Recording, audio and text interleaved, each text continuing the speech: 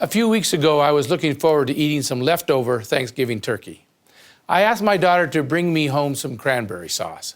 I told her I liked the kind with the berries in it. She brought me home a can.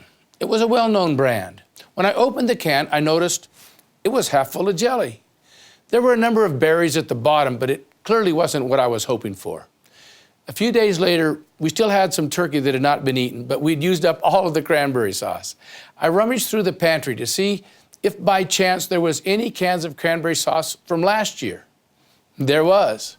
I checked the expiration date, still good, and it was the kind with the berries. But it was a different brand than what my daughter had purchased the previous week. In fact, it was a brand that I'd never heard of. When I opened the can, I noticed it was cranberries from top to bottom. I thought, aha, I'll bet it's a privately held company. I went on the internet to check. Sure enough, the can that I had opened a few days earlier that was half jelly was a well-known household name, a public company. The new can, which was full of cranberries, was a totally different eating experience. Like I said, I like the berries. I was curious enough later that week that I made a special trip to the store just to buy cranberries. The turkey was all gone and I didn't need any more cranberry sauce, but I wanted to check out my theory. I found the two brands of cranberries and purchased them and brought them home. I opened both cans, like I suspected. The publicly traded company, the household name, the one that was the most expensive brand, was the lowest quality with half jelly. The other brand, a privately held company, certainly was far better quality, solid berries from top to bottom, and a much tastier product. Why would that be, you might ask? Why would the publicly held company produce the product with the lowest quality and the highest price? If you're paying attention, you already know that it's almost always that way, and for good reason. Public companies are driven by stock price. Their executives are paid bonuses based on the stock price. In fact, the CEO, the vice president of marketing, directors of marketing, and so forth, usually receive stock as part of their compensation. So it's to their advantage to get the stock price up. Most of these executives don't plan to be at their company very long. 5 years is about the average for an executive to stay at any one company before they move on to the next company. To receive bigger bonuses and to feather their resumes, they need to increase profits today. Now, stock prices are driven by the profitability of the company. Now, to increase profits, they need to increase revenue or decrease expenses. They can try to increase the price to increase revenues, but they're hampered in doing that because if they increase the price too much, no one will buy their product. So the other alternative is to lower costs. Lowering costs almost always mean lowering quality. Cranberries are the most expensive ingredient in cranberry sauce.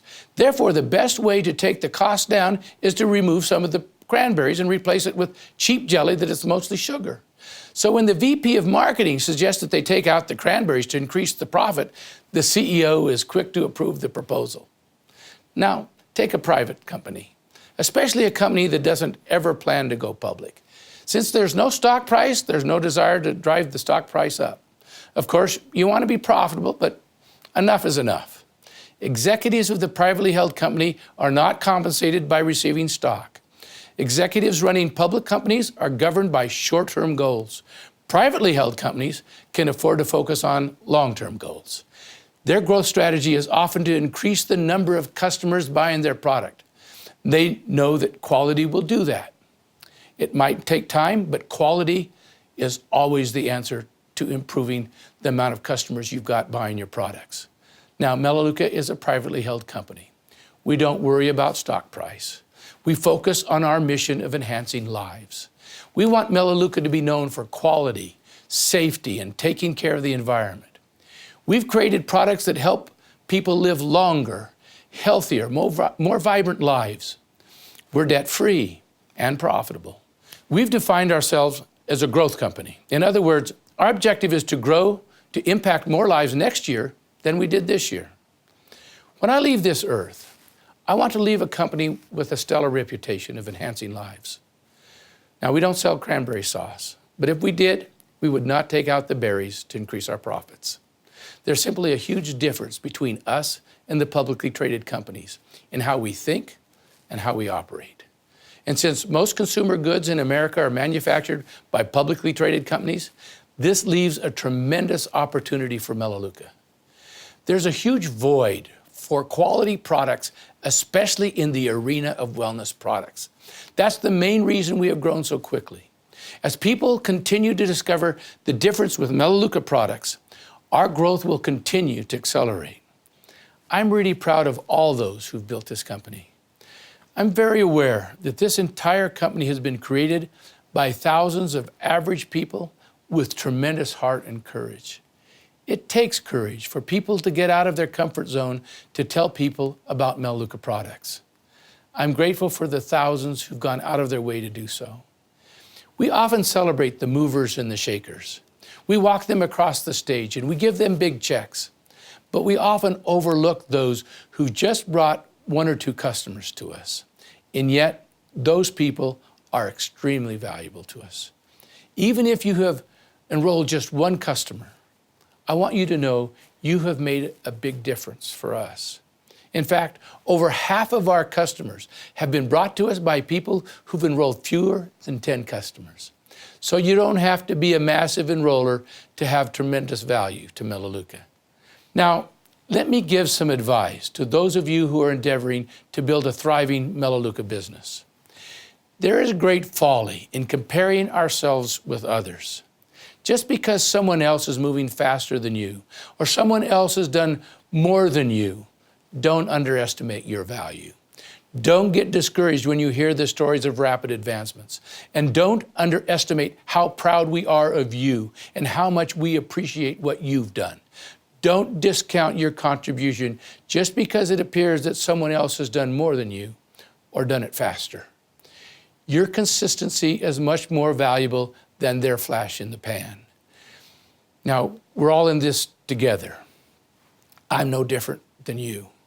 We're all just average people trying to do our part, and every part helps. Regardless of what you see someone else doing, set your own pace, knowing that every customer counts. Celebrate everyone. The most valuable activity is reaching out to those on your contact list to make appointments. Celebrate every time you make a phone call. You can celebrate your success even when they turn you down because you did your part. You followed through. You made the call. You're doing what every successful Melaleuca marketing executive has done, setting appointments, making presentations. They won't all say yes today. Don't expect them to. Remember, no means simply not now. I need more information. You can give them more information tomorrow or next week or next month. Eventually they will come. All roads lead to Melaleuca. The day will come when no one can afford not to be a Melaleuca preferred member. They can't find these kinds of products anywhere else. They need us. They need what we have. If they don't enroll today, it's simply because they simply need more information. And as people learn more about us, as our reputation continues to grow, eventually they will all come. But for now, it's one customer at a time. Celebrate every tiny success. Thank you for being a part of us. Thank you for helping us change lives. This is a fun and exciting business, so establish your goals and set about making those phone calls. If you discipline yourself and don't allow yourself to get distracted, you will reach your goals. It's only a matter of time.